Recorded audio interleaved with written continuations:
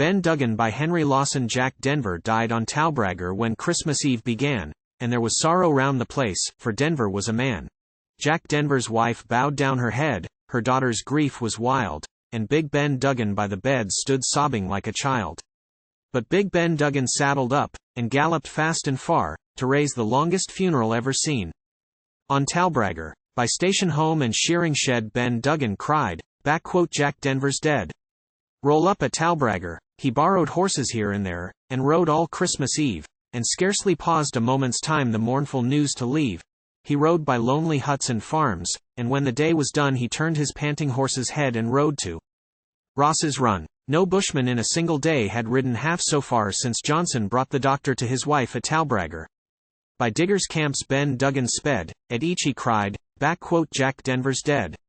Roll up at Talbragar. That night he passed the humpies of the splitters on the ridge, and roused the bullock drivers camped at Belinfonte's bridge. And as he climbed the ridge again the moon shone on the rise.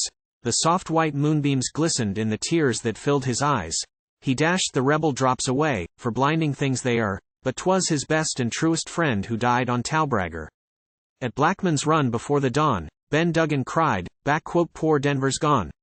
Roll up at Talbragar. At all the shanties round the place they'd heard his horses tramp. He took the track to Wilson's Luck, and told the diggers' camp.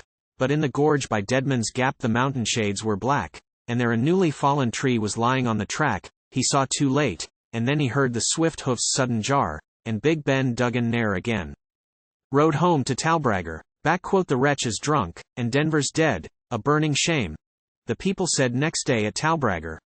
For 30 miles round Talbragar the boys rolled up in strength, and Denver had a funeral a good long mile in length.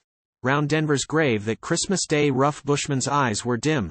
The western bushman knew the way to bury dead like him. But some returning homeward found, by light of moon and star, Ben Duggan dying in the rocks, 5 miles from Talbragar. They knelt around, he raised his head and faintly gasped, Jack Denver's dead, roll up at Talbragar. But 1 short hour before he died he woke to understand. They told him, when he asked them, that the funeral was grand. And then there came into his eyes a strange victorious light. He smiled on them in triumph, and his great soul took its flight.